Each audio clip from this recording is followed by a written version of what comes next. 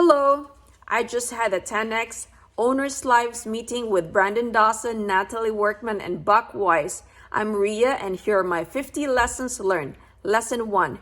When you are a leader like Brandon Dawson, you care about your people as an individual, or what your people are thinking, or what your people feel.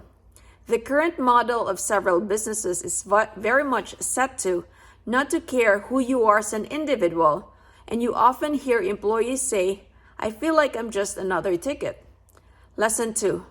What is that mindset of the business owner or of the individual that's attending the Growth Con? It was before, during, and after. They have this process acronym called PDP. Pre, that's P, D is during, and P is post. The prep starts with, at the end of the event, what's our intention? It doesn't start with what's happening at the beginning. This is where almost everyone goes wrong when it comes to business. I'm going to start my business by renting a location, getting a key, and putting a sign on it and building a website.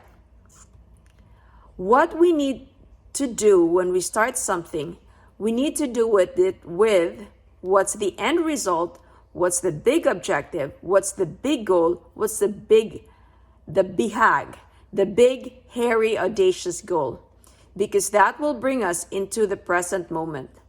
Most people start things by taking their past experiences and bringing it into the present moment. Well, if we knew how to do it, we have already done it. So we have to ask the right questions. Lesson 3. The quality of our questions will always determine the quality of our results. Lesson 4. If we are drafting to a higher lead like Uncle G, the first thing for us as a leader is to understand what our partner's goals are. Then it's to translate where we fit into those goals so we can accomplish our big, hairy, audacious goal, and to make sure we complement each other so there's no resistance or stress or friction in the relationship. Then that leader would need to prepare how he is going to communicate their end result. So it starts with you translating all the data to your team and say, hey, here's where we're going, and here's what the big picture looks like, and here's exactly where we need to slot in, and here's where we need to exactly execute, which means you go into it with action, with intent. Lesson 5. The more intent we have about where we're landing, the better we'll be when we enter. The more intent we have about where we're landing, the better we'll be when we enter. Lesson 6. So the first thing for us is to decide what's the end game. Think of the end game in mind. 7. The pre is understanding the intention. 8.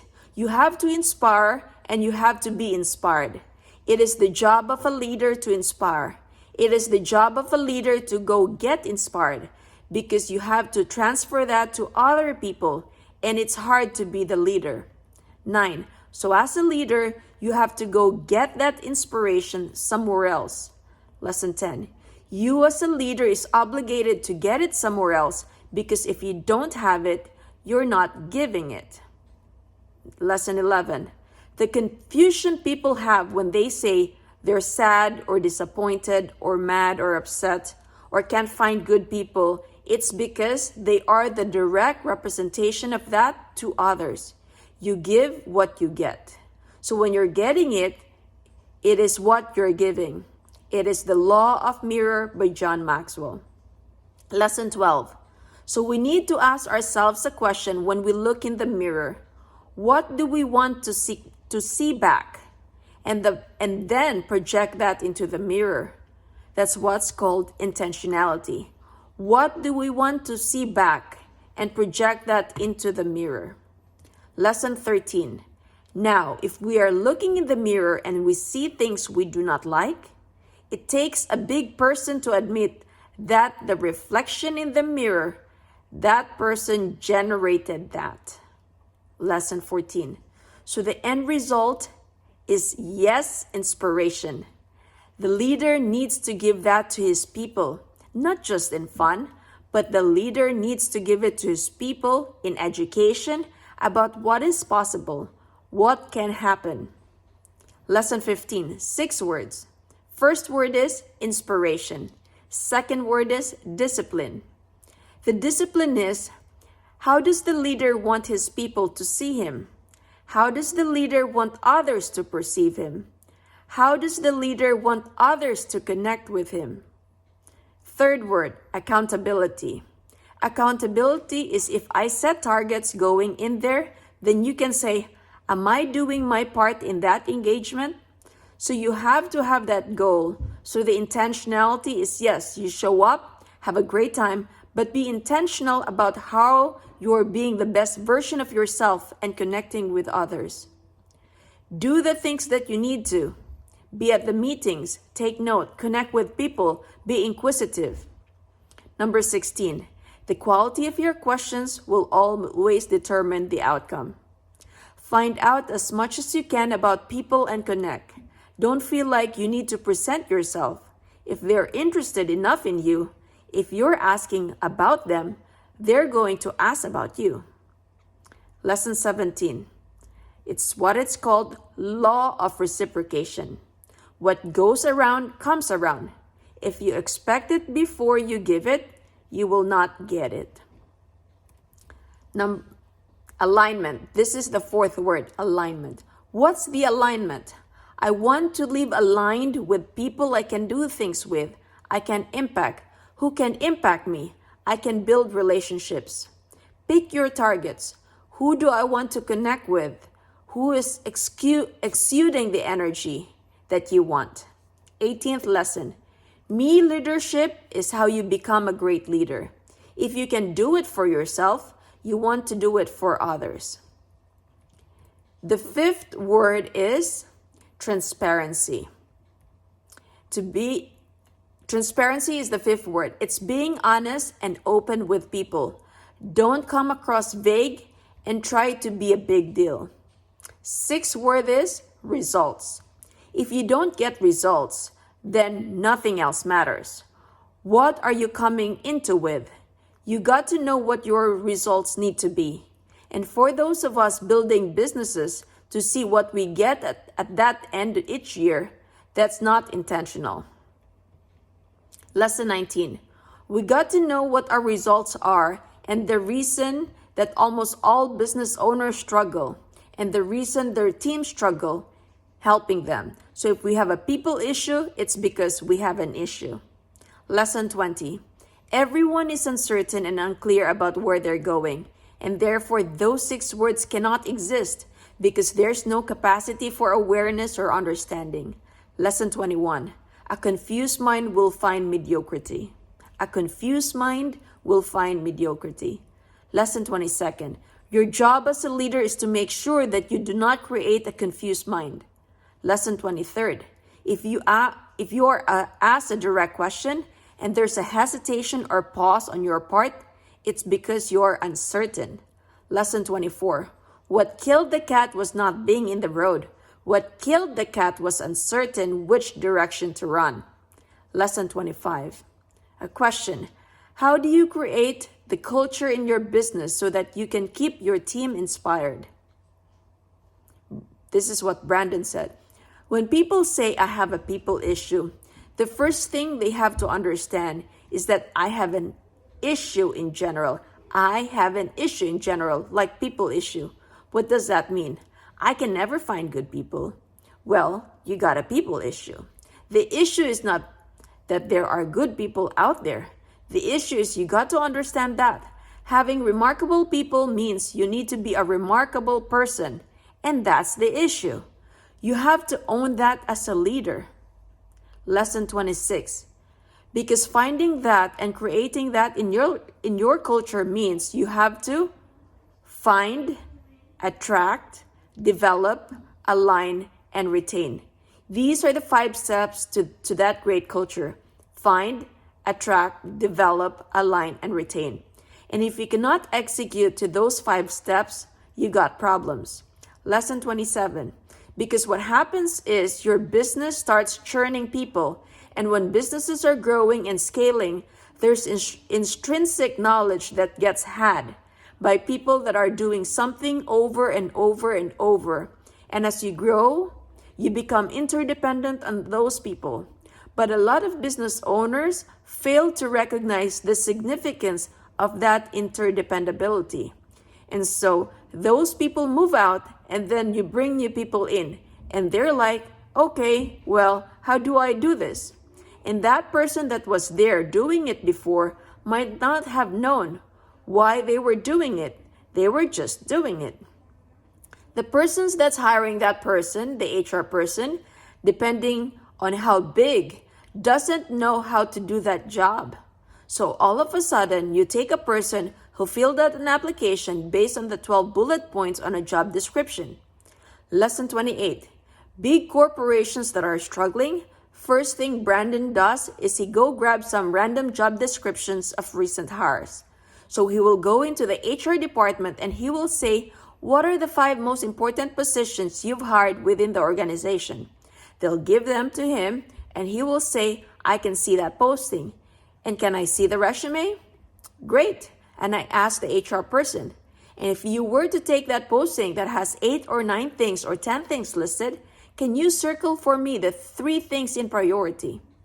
The single most important thing this job has to do to create value for the whole organization, the second most important thing, and the third most important thing of this 8 to 12 things.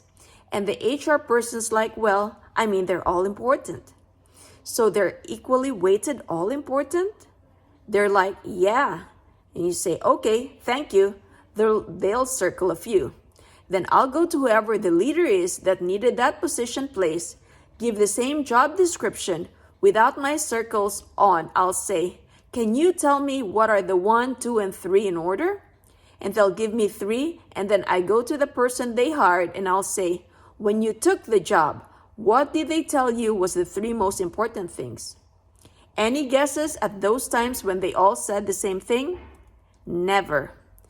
So, you see, already just in the hiring process, no one knows what the priorities are in the business. The biggest way to change the inspiration in your team is to get rid of people that are not inspired. So just by you allowing uninspired people in your culture, in your environment, means it is okay you're giving them the thumbs up, even if you as a business owner are just so jazzed about it and you're leading your team meetings.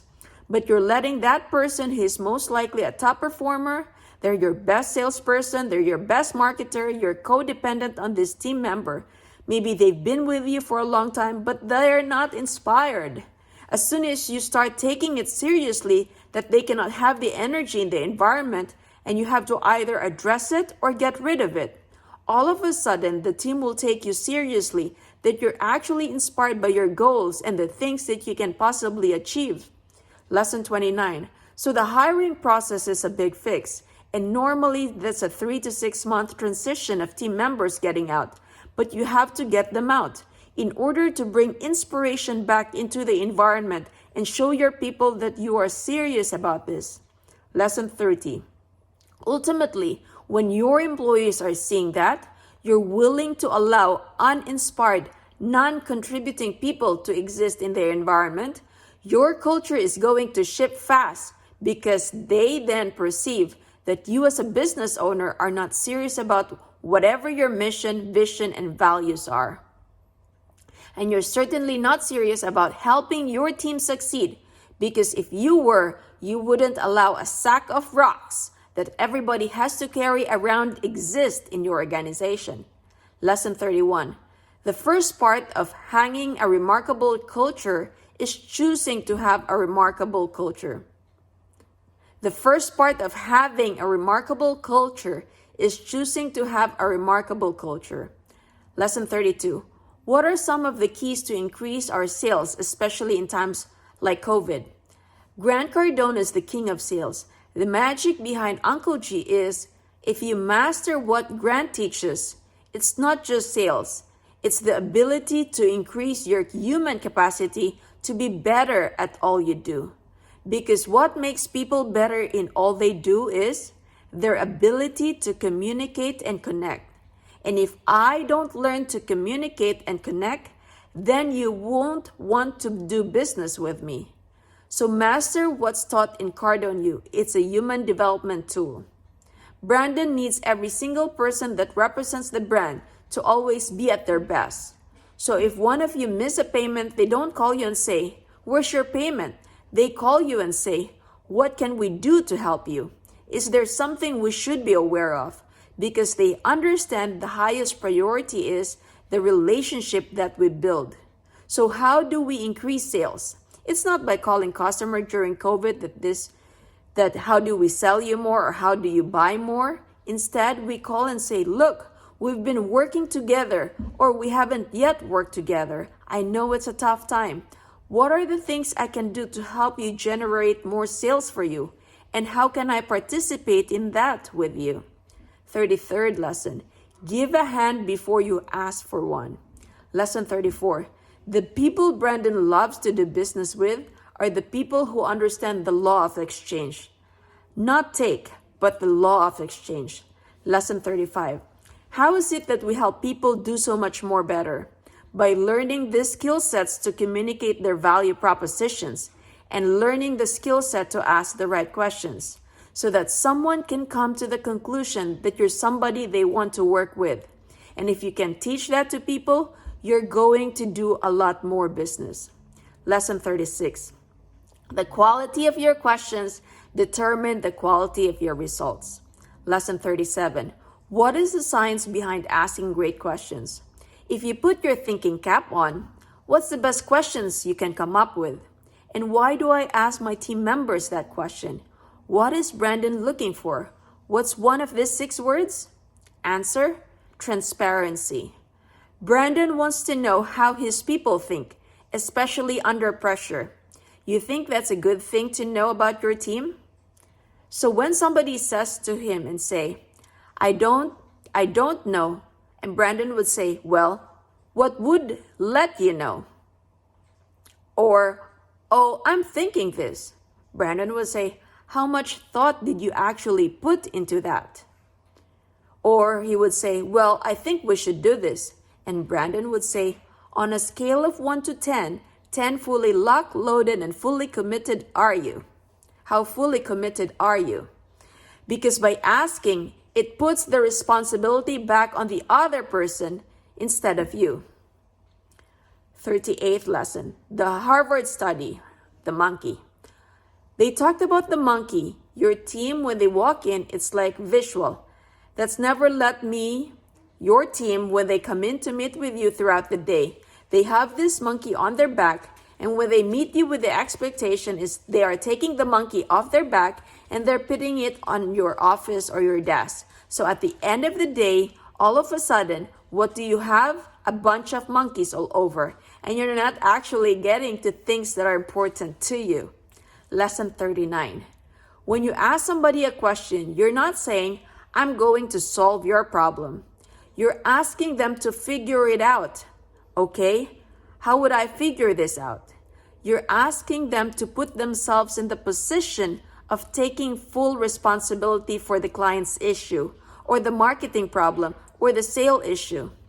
Brandon does such a masterful job with this because he doesn't want to be the person solving the team's problems long term. Lesson 40, that's actually how you scale a team. It's by teaching them through asking them questions and then taking responsibility for their responses and answers. That is how they can grow. And he guides it, but he doesn't actually ever give them the answer for what he's looking for. He just shows them. Put it back on the other person. Lesson 41.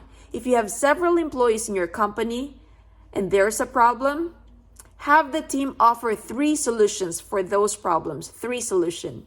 Never let them come into your office again without an agenda and without their 3 solutions. And if they give you lousy solutions, you're leading a team, you're really up, because then Brandon's next question is, which team members did you sit down with and get their input and guidance from their perspective as well, in order to broaden your idea about what we should do to solve this problem. Lesson 44. because you cannot teach leaders to lead if they're not leading. 45th lesson, Brandon does not want to create geniuses because then you're key man dependent. 45th, I want to teach people the skill set of asking great questions, getting the team buy-in, and presenting the best 3 options or solutions. And your job as a leader is to do that. And what happens over time is it makes you less dependent on them and makes them less dependent on you. 46th lesson. So when you ask Brandon about intentionality, the intention is not to create something that's about him. The intention is to create something that's about massive impact that everyone gets to share in their contribution to creating an impact. And the people that we create the impact with get to share in that contribution and the impact with our team. And so it doesn't need Brandon's name on it. Lesson 47. And he thinks that the most important thing, so when people come to him, I'm like, if I wasn't there, if I wasn't here, what would be the best way you would figure this question out? Lesson 48. Because my job is to train everyone to become remarkable thinkers. Lesson 49. The quality of your questions will determine the quality of your results. Lesson 50. And if you want to break free of that, you have to learn to let other people grow. So here are my 50 lessons learned for this 10X Owner's Life. And this is part 1. Stay tuned for part 2. Take care and God bless.